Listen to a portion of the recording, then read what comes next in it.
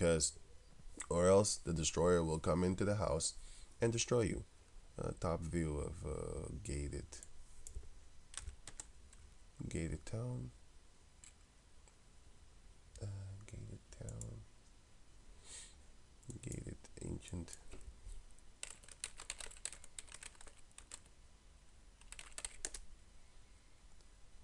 Yeah, man. Damn, that's what I was looking for, man. So yeah, you only have, well, this is one entrance, and I think this is another one. I'm not sure, but anyway, okay, here. So you have a gated city. Within that gates, you can't just randomly do it here and stuff like that. The Lord said, in the place where I will choose, and then therefore you go there. Of course, this is a very good picture for a gated city. Actually, is this a gated city too? Yeah, somewhat, but you can go around the gate here. So yeah, yeah, this is also good too. Actually, it's a good example. Here's another one. Let me just save this. I'm saving it right now. So yeah, so I have it for a future time. Right. So yeah, and then therefore, for example, okay, here, da, da, da, and then you just go to your houses and stuff like that. You know what I'm saying? And then you keep the Passover in your house. You can't just randomly keep it within the gates or something like that, because at that time we needed to do it there. Concerning because the Lord will come, and also we do that in remembrance of Him. So now when the Passover is here, you don't go out there and have a barbecue. No, you keep it in the house. In the house, you keep it. You keep it in the house, and you stay in the house after you ate the meal, and you don't leave from the house. By the way, if you read the book of Exodus chapter 12, you will see that you are not allowed to go anywhere after after the Passover meal.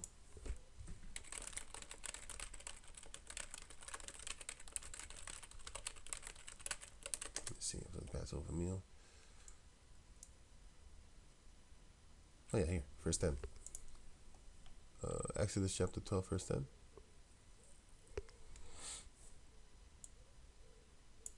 Yeah, wacht even. Where is it? No, that's not it. 43. Yeah.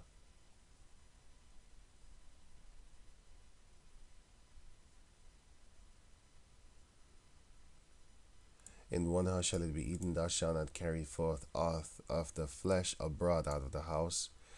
And also, you were supposed to stay in the house. You're not allowed to get out of the house, because it says here. Where is it again?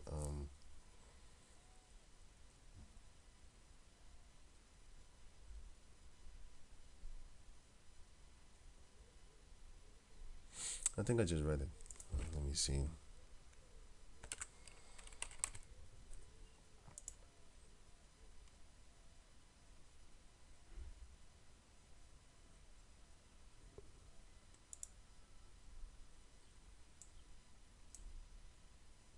Oh yeah, here, 22.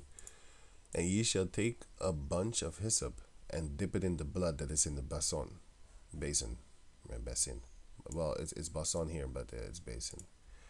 And strike the lintel of the and strike the lintel and the two side posts with the blood that is in the basin. That's the blood of the lamb, by the way. And none of you shall go out at the door of his house until the morning. Let me color this here so I don't lose it again.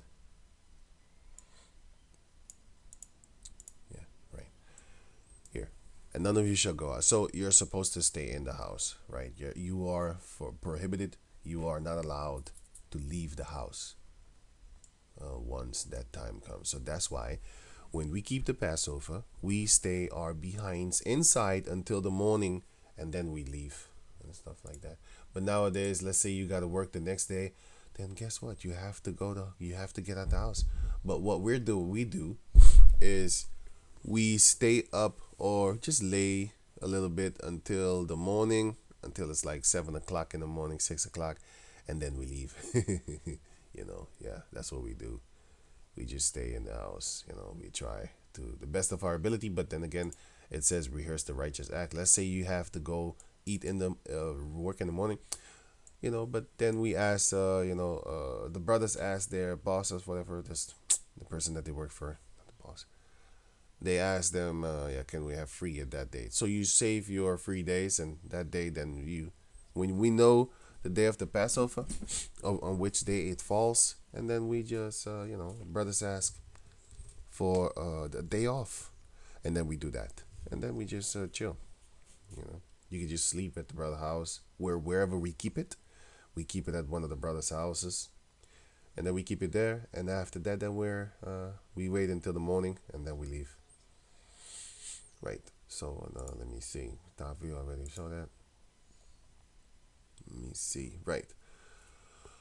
So how do you know who are the people of that this Bible is written toward? And you clearly can see that they which was first printed in Venice, whatever, in 1565. So let me read it again. The eating of the whole roasted lamb, which the Lord said to do in the book of Exodus 12, the whole lamb with the pertinence thereof, as it says right here, with the pertinence thereof. Where is it again? Where's the word pertinence? It's somewhere around here. Here. With the pertinence thereof. That's how you're supposed to roast the whole lamb. They outlawed it, man. It's funny. Like, how the hell do you outlaw that? That's in the scriptures. The eating of the whole roasted lamb on Passover is forbidden by the code of Amalek law, called this thing over here.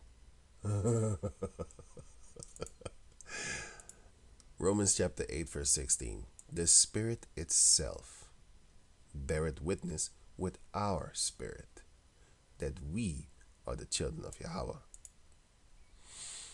And what is the Spirit?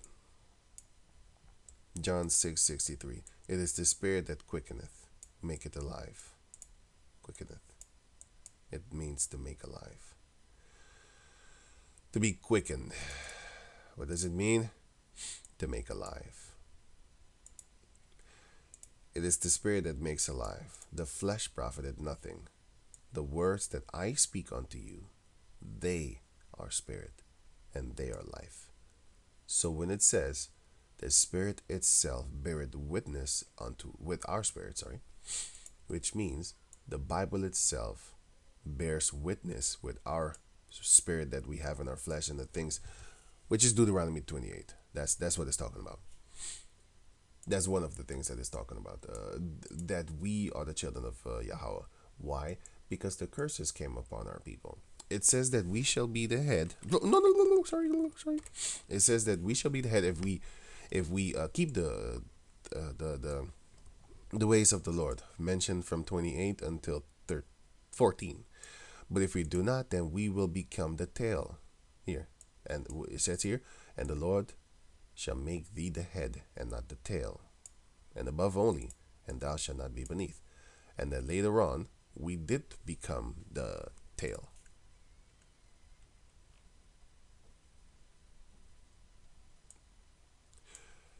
The stranger that is within thee shall get up very high, shall get above thee very high, and thou shalt come down very low. And and stuff like that. And then, therefore, thou shalt serve thine enemies, which Yahweh shall send against thee. Deuteronomy 28 and 48. And I just read 43. Right. And 44. Now I'm going to read 44. He shall lend to thee, and thou shalt not lend to him. He shall be the head, and thou shalt be the tail. So if we check out history right now, do we own anything? No, we don't. Who owns everything? Amalek. Record companies, music, everything. Hollywood, everything and anything. Your housing, they own everything. So that's another proof that they are not the Israelites. Okay?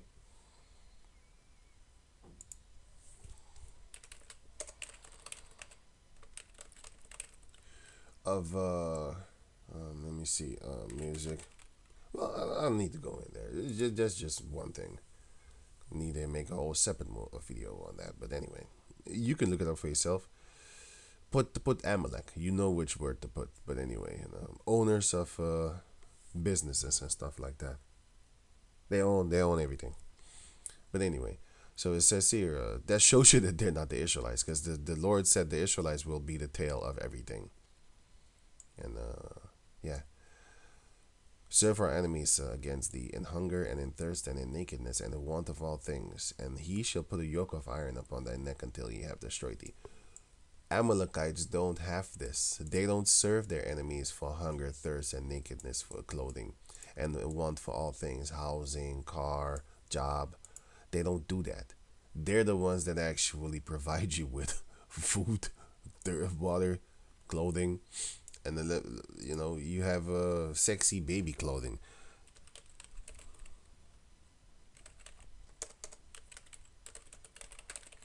You have a section in sexy baby clothing, man. You know, you have this. This is what they sell you. This shit. This is not even supposed to be. 15. I gotta cut that out. Anyway, this is not even supposed to be. Come on, man. Really? Why are children being dressed like this? Who sells these clothing? They do. Because they own everything. Wait. Right. Because they own everything. That's why. Now it says, okay, put the yoke upon them. Okay. So the Spirit itself beareth witness with our spirit that we are the children of Yahweh. So the Bible itself beareth, because I looked up this word. If you look up this word, by the way, Romans chapter 8, verse 16 here. Romans 8 and 16, which is Greek 4151. Greek 4151. By the way, this one is spelled with a capital S, by the way. There's a capital S. A small one. Right. So Greek 4151, going to here. Okay, the third person of, okay, this is bullshit. Yeah, because there's no Trinity. That's nonsense. Did a video about that in another video. I'm not going to talk about that right now because it's going to take more time. Sometimes referred in a way which emphasizes his personality and character, the Holy Spirit. Sometimes referred to in a way which emphasizes his work and power, the Spirit of truth. Right. So, I come in the volume of the book, it is written of me, Yahushai. He is the Word. Right. So the Bible itself beareth witness with our spirit that we are the children of Yahweh, the truth. And that is the Bible. The Bible is Yahushai because he is the Word. And he's everything, basically. He's the Lamb, he's the Word, everything. He's the one that quickeneth, the flesh maketh alive. And Ezekiel 37 shows you that we're a bunch of dead people. Right? The man that wandereth out of the way of understanding shall remain in the congregation of the dead. And we walked out of the way of not just wandered. We literally stepped up and walked out of the way of understanding. Therefore, we were dead. We call ourselves after a color. This is what our people call ourselves right now: black people, black people. Blank people, blank. This you, nigga. This you. This you if you call yourself black. Black people, blah, blah, blah. This you. You call your race after a fucking color. And this is a color. Because what is this? White. White is the absence of color. There's nothing there. Okay? This is no color at all. Guys, see? I can color on it. You can color on black too, but you can't color all the colors on black. You can't see it. You can't write on black paper. Not really. Well, you can try. You can do it, but you can't read that good. On white paper, you can read with any color and every color in existence. You can write on this one, except white itself, because then you're not gonna see because it's white. So this is the absence of color. This is color. Right? Don't get it twisted. Don't let these devils fool you, because they do. A lot of our people say black is not a color. Ask them if white is a color. Oh boy, what you gonna suck up on some white boy pee right about now, boy? Your breath smells like pee. Get out of here. You learn too much from them, boy. You rely too much on your enemies, boy. Anyway, so yeah, I think I'm done. You're right. This is just funny. It's just funny. This is hilarious. It's fucking hilarious, man. I'm I'm gonna leave you with wait. Let me see. Matthew chapter 10, verse 5. Oh yeah, they was talking about Samaritans and stuff like that, and they calling themselves Samaritans. Yeah. So it says here, right? Um, so it says here, many generations later, he said, he did, for it was my beard came out of my mouth. For he was also in Jerusalem that then shed his blood and became our Passover sacrifice. If you go to Israel today, deep into Judea and Samaria, to the Mount Gerizim, you will find people who are sacrificing lamb for Passover, one per family. Those people are the Samaritans. That's what they call them. The Samaritan community is still around today, although in fairly small numbers, and they still adhere to the first 5 books of the Torah in their own way. I went to watch the no, it's not their fucking own way. It's the way of the scriptures. That's what it says. What do you mean the own way? This is some bullshit right here. Think about it. What did he just write? Their own way. What the hell is this guy talking about? This devil that wrote this shit. This is this chimp. This is just a leopard beast. Anyway, so I thought I would see its face as the author. I went to watch the spectacle, which was more emotional than I was expecting. You sodomite. The sudden horror of innocent lambs. Look at this shit. Dude is trying to be sensitive, right? That's what I told you. He's a sodomite, dying for no fault of their own. What the fuck you? Check this out.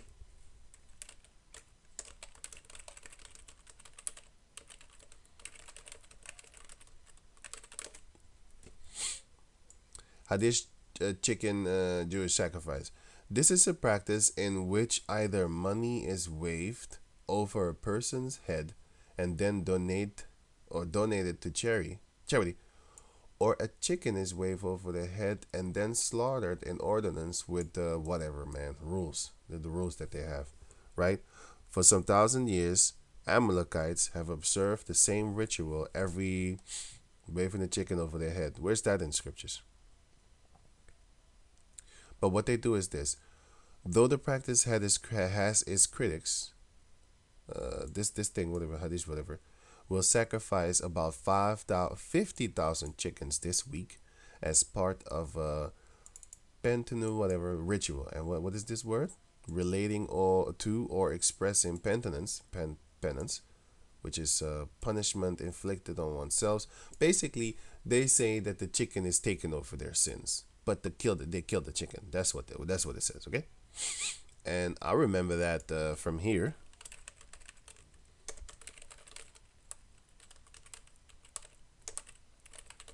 That's what they do. The chicken sacrifices, right? They do a lot of times. Oh,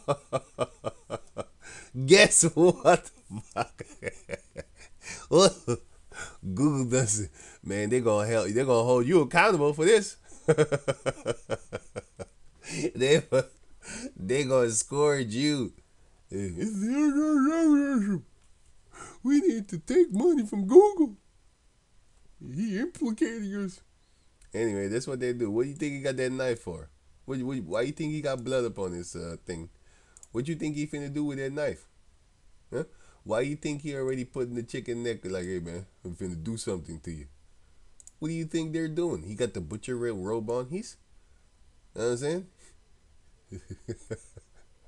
you don't know what he finna do with that chicken? You don't know what he finna do? Maybe he's just shaving the chicken. He's just shaving him. Have a clean cut shave like, you know what I'm saying? Having a clean cut shave. You know what I'm saying? Straight up lined up and shit like that. You know what I'm saying? Making them look like this, all happy and stuff. The chicken gonna be looking just like this. Or relaxed like this, lined up. Looking like a fucking cartoon figure or whatever. Cartoon character. Yeah, that's what they finna do with the chicken, right? Right, that's what this guy's finna do with the chicken, right? Okay. Right, that's what he finna do with the chicken. You look like Turkish people. Yeah, I like the patak. Anyway, right. So yeah, there you have it, man. Think, but oh yeah, the Samaritan part. Right. So I just showed you the hypocrisy of this fool that says the innocent lamb. What about the chicken? Ain't the chicken innocent? What are you talking about? Devil. For no fault of their own. Yeah, whatever, dude. It's in the scriptures. Satan. And the reality of all that death for the benefit of others. The Heavenly Father killed the Egyptians for the benefit of the Israelites. What are you talking about, sucker?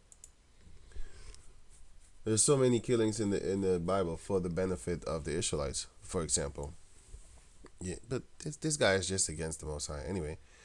And our guide said something very profound. Profound. A question I will leave with you for this. But fuck your question, man. This is that stupid question.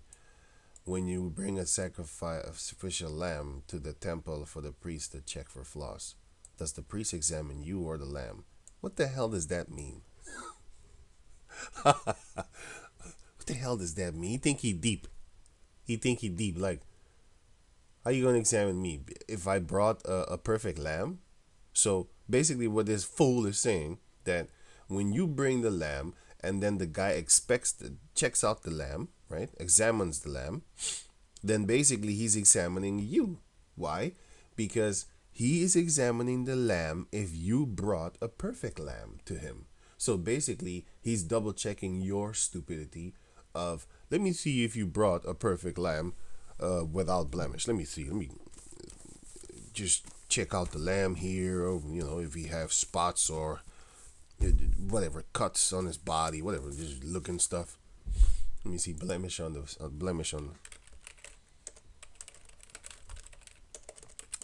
face, for example. Yeah, like these things, these are blemishes on the face, but if you put the makeup on, women with makeup, here, that's why females look pretty with the makeup on. Here, for example, your skin looks like something that you want to throw up on or away from, and this looks like, hey, it looks better here. Yeah, that's with makeup, motherfucker. That's what's up. For example, this one over here. It almost looks like her skin is beautiful, but then you look at this. Not beautiful, by the way. It look like a thick piece of something is on there. That's I can see it. So let me just use something else. Oh shit! This one. You see the goofy one over here, and then you see this one with no blemish. Actually, you'd be looking at it like, oh, I'll see uneven. This is just horrible. I'm not even click that. Yeah, this is how they truly look. He look dead. This one looks alive, colors popping up and stuff like that. They look dead. I think this is Photoshop. This is not even real, but they would kind of look something like this. And this is Photoshop too. Okay, this is normal, I think. Right. All these blemishes over here. Well, I can still see it here. Okay, cool, cat.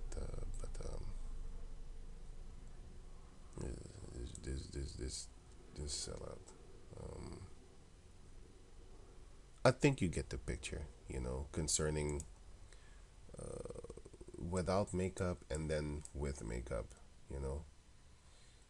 I think you get the picture, right. Without makeup, you see the blemish, and with the makeup, you don't see the blemish at all. For example, oh shit, look at that. You see her here, and then here you don't see blemish. Well, right. Basically, it's like that.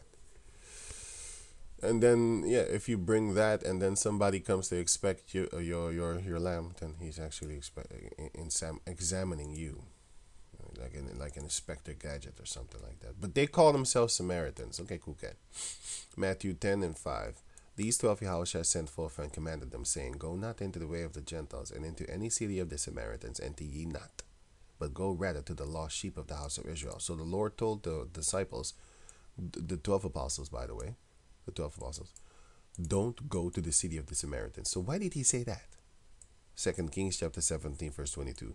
For the children of Israel walked in all the sins of Jeroboam, which he did, and they departed not from them. until the Lord removed Israel out of his sight, as he had said by all his servants the prophets. So was Israel carried away out of their own land out of their own land to Assyria unto this day. There was captive slaves.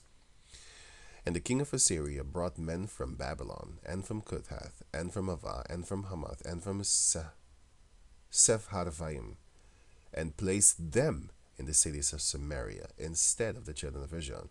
And they possessed Samaria, and dwelled in the cities thereof. That's the reason Yahushua said, don't go there, because you don't know what the hell is there. Later on, you did they went over to these places. For example, the Good Samaritan. That was an Israelite that was living there, because Yahushua went there in the book of John chapter 4, and he stayed there because he said this. Matthew 15 and 22. And behold, a woman of Canaan came out of the same coasts, and cried unto him, saying, Have mercy on me, O Lord, thou son of David. My daughter is grievously vexed with a devil. But he answered her not a word. And his disciples came and besought him, saying, Send her away, for she cried after us. But he answered and said, I am not sent but unto the lost sheep of the house of Israel. Let me read it again. I am not sent by whom? The Heavenly Father. But unto the lost sheep. From where? From the world, or from the Teenage Mutant Ninja Turtles? Of the house of Israel. Then came she and worshipped him, saying, Lord, help me. And then he helped her. Why? Because she was of the lost sheep of the house of Israel. She was living among the Canaanites, so she was called a Canaanite. Just like how Simon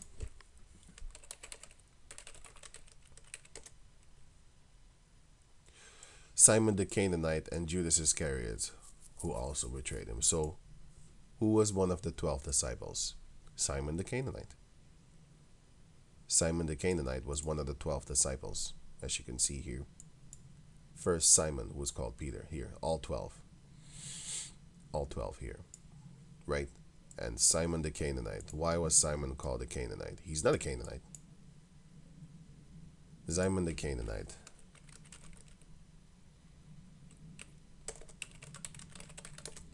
He was an Israelite.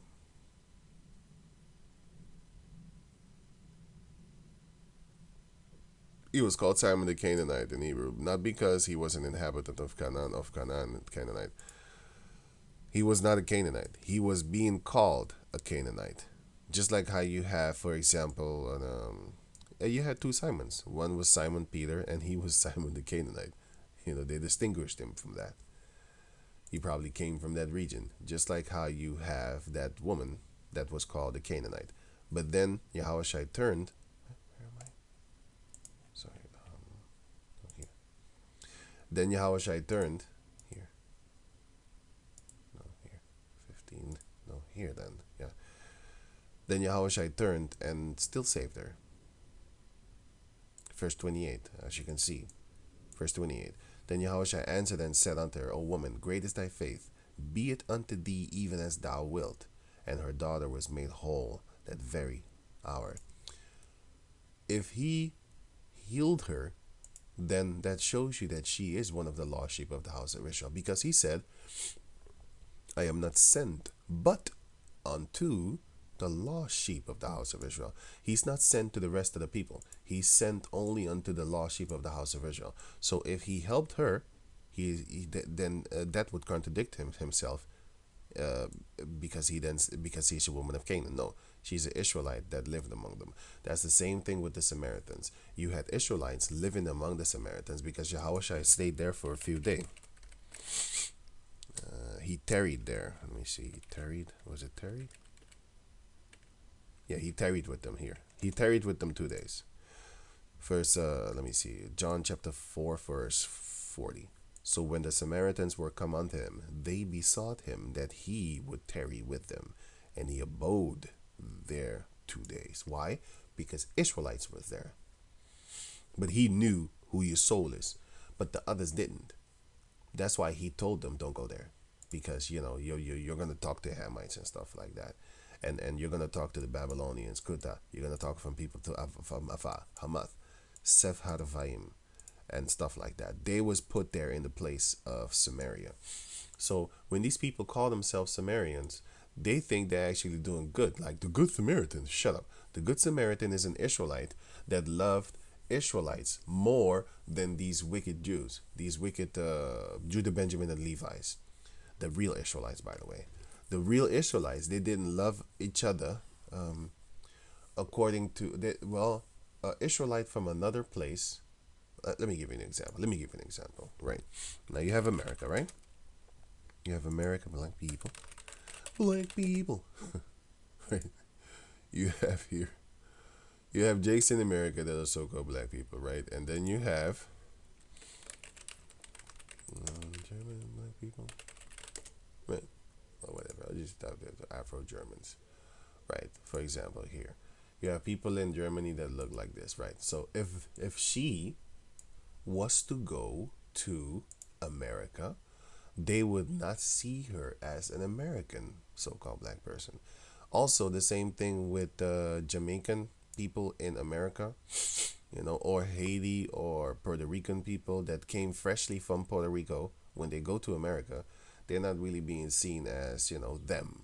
They don't see themselves as themselves. They see them as somebody from another country and stuff like that. Well, that's the same thing that they did back in the days concerning the Israelites that were from another region. The Samaritan Israelites, there were a few among them, yes, or else the Lord would not stay there for 2 days. There were a few among them. They was not really being seen by the ones that call themselves Jews. So yeah, they wasn't really being seen like that. Like, get out of here. You have other people customs and stuff like that.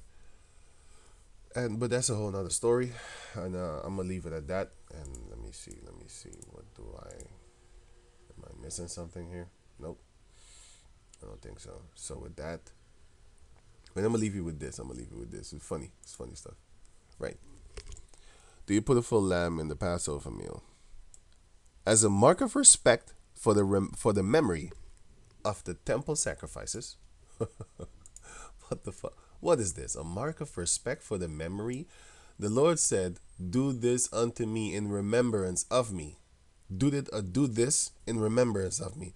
So these are the respect of persons. These are respect of customs instead of the law, statutes, and commandments, the ways of the Lord. As a mark of respect for the memory of the temple sacrifices, the eating of a whole roasted lamb on Passover is forbidden by the code of Amalekite law, called this thing over here.